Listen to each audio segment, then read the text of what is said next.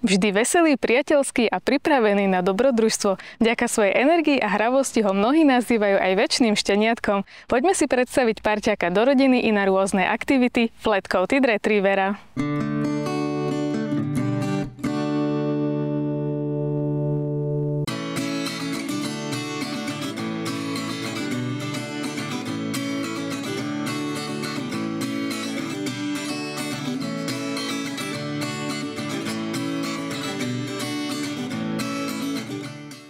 Flat-Coated Retriever vznikol v Anglicku v druhej polovici 19.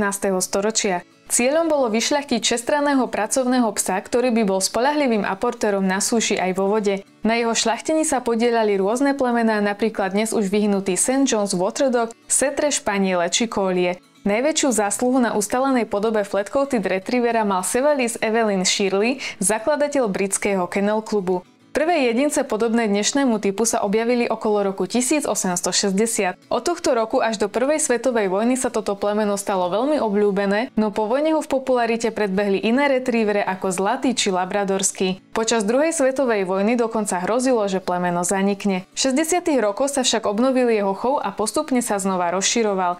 I keď ani dnes nie je taký rozšírený než jeho známejší príbuzný, je cenený pre jeho priateľskú, hravú a energickú povahu, ktorá mu ostáva až do vysokého veku. My sa o Flat-Coated Retrieveroch dozvieme oveľa viac v chovateľskej stanici Zmysel života.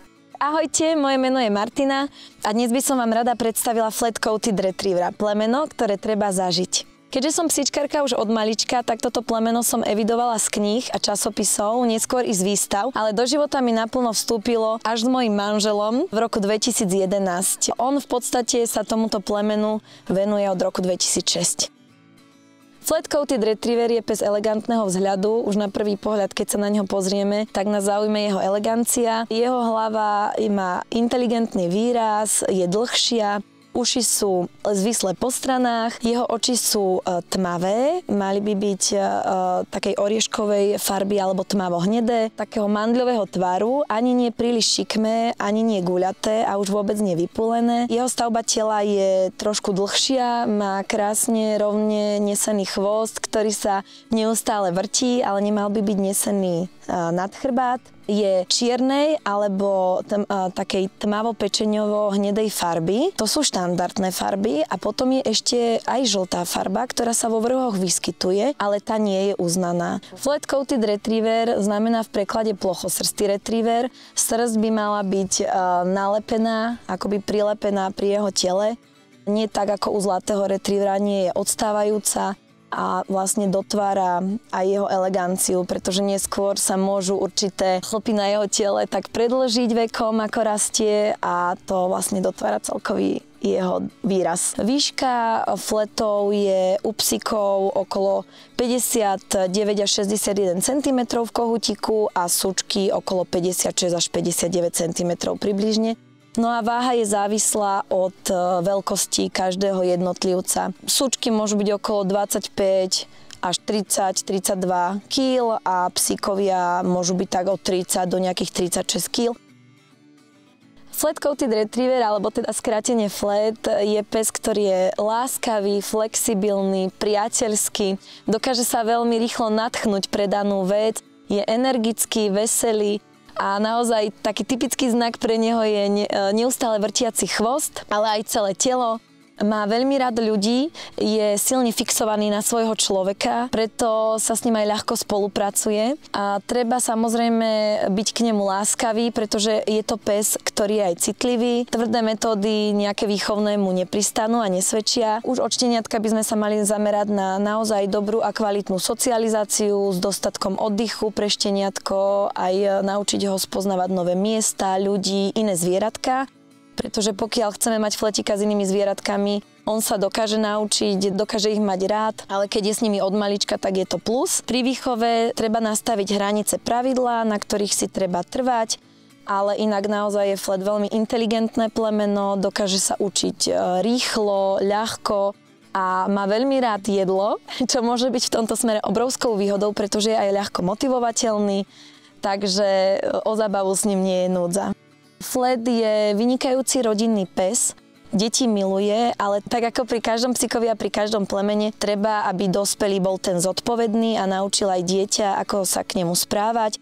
Flet je veľmi radostný pes a aj napriek tomu, že nie je úplne veľký, ale nie je ani úplne malý, tak dokáže tou svojou živelnosťou a hravosťou napríklad malé dieťa zhodiť. Takže treba byť obozretný v tomto, ale cieľene neublíži.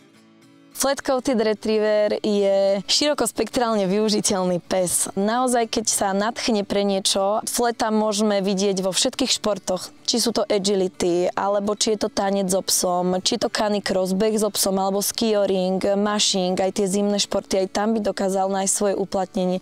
Či sú to tie športy, kde sa potápa, dog diving, či sú to výstavy alebo záchranársky výcvik. Naozaj flet je využiteľný vo všetkých oblastiach. My napríklad spolupracujeme s našimi psíkmi v rámci intervencií s asistenciou psov, ktoré ľudia poznajú pod názvom kanisterapia. Tiež sa dajú využívať v podstate aj na čo boli prvotne využívaní v oblasti poľovníctva na prinášanie, tak aj táto ich vlastnosť prinášanie sa dá krásne využiť v rámci intervencií s asistenciou psov. Starostlivosť, ktorá sa týka srsti, u fleta nie je príliš náročná. Samozrejme, treba ho raz za čas prečesať, kľudne niekoľkokrát do týždňa, urobiť si z toho takú rutinu a hlavne na miestach, ktoré sú za uškami, ktoré sa môžu plstnatieť. Čo sa týka výstav, tak úprava fleta spočíva v úprave ušiek, hrudnej časti a zastrihnutí labiek, takže nie je nejaká veľmi náročná. Flet má teda chlpy, ktoré nie sú príliš dlhé, ale dokáže ich púšťať naozaj veľa, tak na to sa treba pripraviť. Flat-coated retriever nie je príliš náročný na stravu, samozrejme by mala byť kvalitná a mali by sme akoby sledovať, či nie je na niečo alergický. Celkovo flat je to dosť odolný pes, spočíva to aj v tom, že miluje napríklad vodu, je to aj historicky dané, že je taký húževnatý a odolný. Ale tak ako u každého plemena, tak aj tu treba dávať pozor na dyspláziu lakťových a bedrových kĺbov, pretože flet nepatrí medzi najmenšie plemená. Keďže má uši klopené do dola, tak hlavne v letnom období, kedy chodí viac plávať alebo je často namočený vo vode, tak treba sa pozerať, či sa tie uši nezaparia. Sem tam, keď sa vyskytne nejaká alergia, väčšinou stačí vylúčiť tú zložku, na ktorú sa príde, že je alergický. No a bohužiaľ teda toto plemeno neobchádza úplne rakovina. No a treba si dávať aj pozor na torziu žalúdka samozrejme, čiže väčšinou treba po jedle nechať psíkovi oddych. Flat-coated retriever má našťastie jednu obrovskú výhodu a to je, že sa nestal modným plemenom.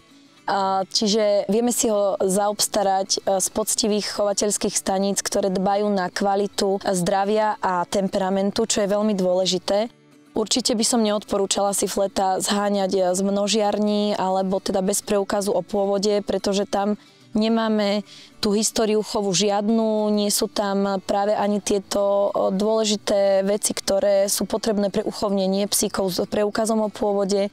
Častokrát sú tie šteniatka odchovávané v zlých podmienkách, takisto ako aj ich mama. Takže pokiaľ by sme chceli nájsť naozaj vyrovnané šteniatko, ktoré nám bude partnerom do toho života, a budeme ho môcť zobrať všade, kde chceme, tak určite treba hľadať zodpovednú chovateľskú stanicu, zodpovedného chovateľa, prísť sa pozerať a vybrať si to práve pre nás.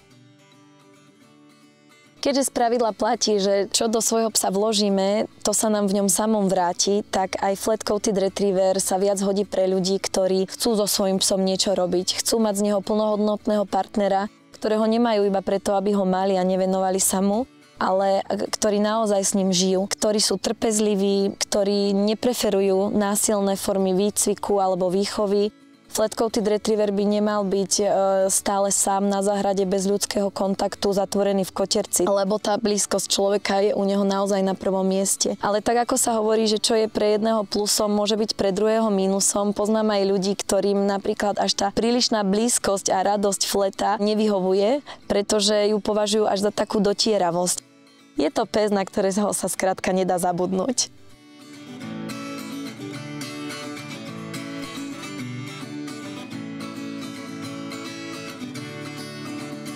Ak sa vám toto video páčilo, nezabudnite na like, odber na kanál a vidíme sa na budúce.